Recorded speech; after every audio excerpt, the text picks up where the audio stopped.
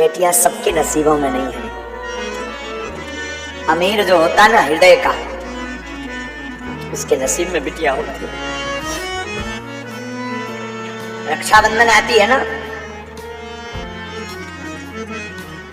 भाई कितना भी दूर हो, बेटियां जब जा नहीं पाती ना तो तुरंत वो जल्दी से कुछ बनाएंगी पकवान, राखी पैक करेंगी। कोई पड़ोस का जा रहा होगा, अंकल अंकल आप जाना, ये हमारे भाई को देते।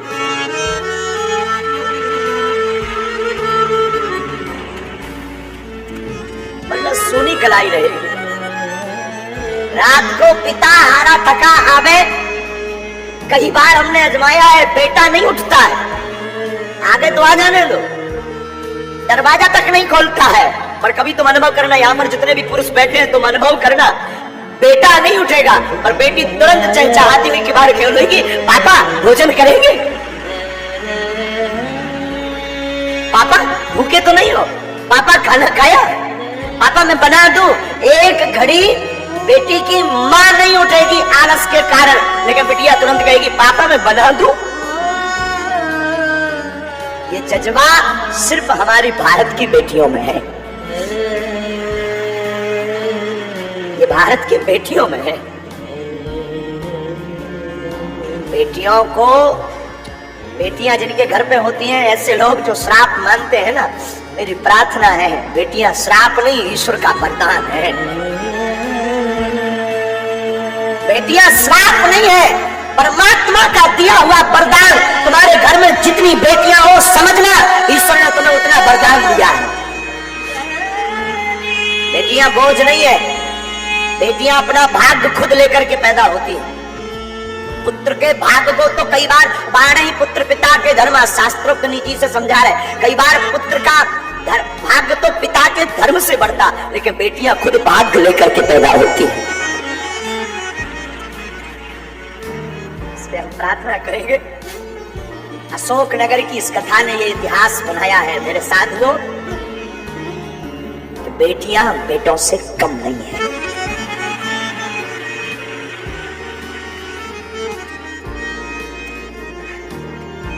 हमारे अनुभव में कई बार आकलन आता है, वार्ता आती है, कई बार अनेक बार जब बेटियों की शादी हो भी जाती है, वो ससुराल भी पहुंच जाते, लेकिन जीवन पर्यंत तक चिंता बेटियों को अपने माँ बाप की रहती है। हमने अपनी माँ को बहुत नजदीक से आकलन करते हैं हम अपनी माँ को। जब तक माता जी के, हमारी माँ के जो माता पिता थे उनका शरीर रहा, तब तक हमारी माँ का वो हमने ममत्व देखा। शायद हम किसी को ये बोल रहे थे, किसी को बुरा लगे तो क्षमा करना, किसी कोई भी व्यक्ति इस बात को कंट्रोवर्सी में मत लेना। मेरे साधुओं, काश भारत में बेटियों को माँ बाप की सेवा करने का अगर हक होता तो आज भारत में एक भी वृद्धाश्रम नहीं होता। काश माँ बाप की सेवा करने का अधिकार अगर बेटियों को होता बेटों की बजाय, तो भारत में एक भी वृद्धाश्रम नहीं होता, ये हम दावे के साथ कह सकते हैं। लेकिन वो तो ठीक है, बेटों के अधिकार में है, ठीक है, फिर भी बेटियां, आज भी अनेक ऐसी बेटियां हैं, पुत्र निकम्मा हो जाता, पुत्र त्याग देता, बेटियां खूब दूर हो जाए, बहुत दूर हो जाए, पर बेटियां हमारी हमेशा माता पिता के नजदीक रही। कोई ऐसा पिता होगा भारत का या संसार का जिसकी बिटिया का विवाह हो उसका दिल ना टूटे। तो कभी विचार करना, हम तो कई बार आकलन करते हैं, बहुत सूक्ष्म रूप से आकलन करते, विचार करते कि उस बेटी पर क्या गुजरती होगी जिस घर में वो बड़ी भई, पली बड़ी, खेली, चहचहाई, कूदी, जिसने एक एक कोने को सजाया, जिसने एक एक कोने में अपनी यादें जोड़ी, वो एक क्षण में उस घर को पराया कर देती। कितना बड़ा हृदय नहीं होता, बेटियां कितने बड़े दिल की नहीं होती। तो आज की यात्रा में हमें याद आया जब आप सबको देखा ना, ये वाह हरी अशोक नगर की बेटियों, सच बताएं, तुम सम्मान के योग्य हो, सच में। सती को पाने के लिए कितना तप करा था कि मेरे घर में एक बेटी का जन्म और हो जाए। 60 लड़कियां जन्म लेने के बाद एक लड़की दक्ष प्रजापति ने फिर मांगी है भगवान से कि एक बेटी का जन्म और हो जाए।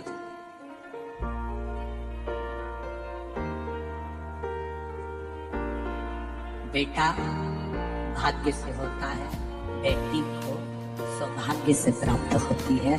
भाग्य का भी 100 गुना करना पड़ता है, तब जाकर बेटी का जन्म होता है अपने घर। 2 मित्र मिले, दोनों मित्र सालों के बाद मिले। बहुत जब कुंवारे थे तब मिले थे, अब शादी हो गई, बच्चे हो गए, दोनों मिले। एक मित्र ने दूसरे मित्र से पूछा, शादी हो गई? आओ, कितने बच्चे हैं? मेरे 2 लड़के हैं। 2 लड़के? अरे वाह, कहाँ रह रहे हो आजकल? बस पुणे में रह रहा हूँ। पुणे में कहाँ रह रहा हूँ? मंगलवार पेट में। ओहो, बहुत बढ़िया। जाओ बे? हाँ, बहुत बढ़िया। अच्छा पैकेज में कह दे अपना तो बढ़िया। और तेरे क्या हाल चाल है? मैं तो यहीं गाँव में रह रहा हूँ। अच्छा, शादी हो गई? कितने बच्चे? मेरी 2 लड़की है। लड़की? 2? हाँ, 2 लड़की। मित्र बोला, अच्छा हुआ भगवान ने मुझे 2 लड़के दिए। लड़की का कितना ध्यान रखना पड़ता है, कहाँ जा रही, क्या कर रही, पढ़ाई कर रही, नहीं कर रही, स्कूल जाओ, छोड़ने जाओ, कॉलेज जाओ, ये करो, वो करो। लड़की का कितना ध्यान रखना पड़ता है। अच्छा हुआ भगवान ने मुझे 2 लड़के दिए, लड़की नहीं दी। लड़की का पिता जो सामने खड़ा था, दोनों बेटियों का हाथ पकड़ा हुआ था। ये मेरी 2 बेटियां हैं। आंख से आंसू नीचे गिरा तो बड़ी लड़की ने अपने पापा की आंख में आंसू देखे। बड़ी लड़की ने जब अपने पापा की आंख का आंसू देखा, देखकर सामने वाले अंकल का कुर्ता खींचा और कुर्ता खींचकर कहा, अंकल आप कहते हो भगवान ने अच्छा हुआ आपको लड़की नहीं दी? अंकल मैं कहती हूँ भगवान हमेशा लड़की भाग्यशाली को देता है, खोलने को नहीं देता।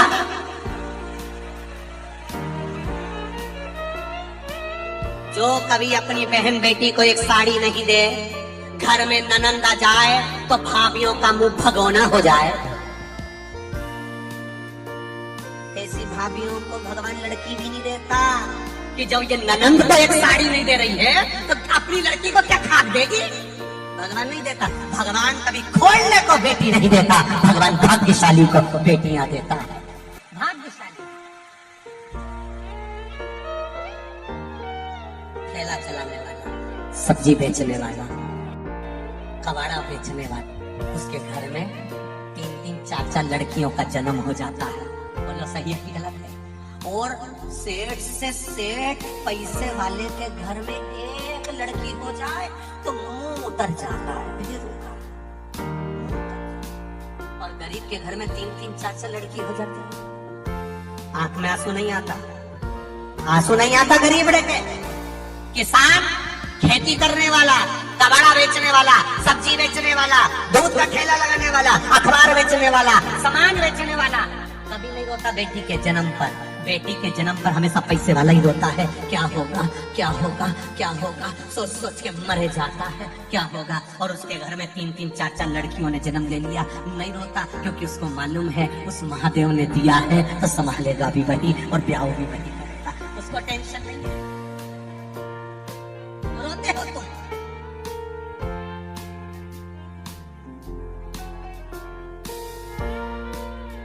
पूरे मराठवाड़ा में, पूरे महाराष्ट्र में,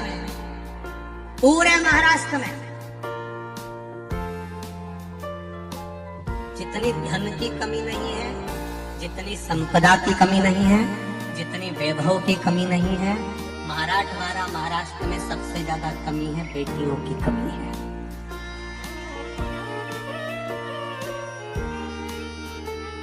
सबको छोरा चाहिए, छोरा। टावर हो जाए,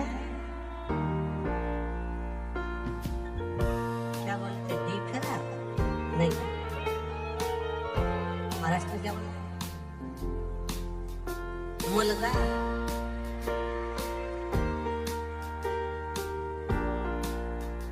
माझा तो मुलगा, एक मुलगी। चलता रहता होगा, लेकिन मैं दावे के साथ कह रहा हूँ हजारों का इसमें सहयोग लिया जाता है तब यज्ञ सफल होता है। लेकिन जिस दिन जिसके घर में बेटी का जन्म हो जाता है उसी दिन उसके घर में यज्ञ का भूमि पूजन हो जाता है। बेटी के जन्म लेते ही यज्ञ का भूमि पूजन बोलो हो जाता है, उसी दिन के लिए हो जाता है। वो घर ही यज्ञ भूमि बन जाती है।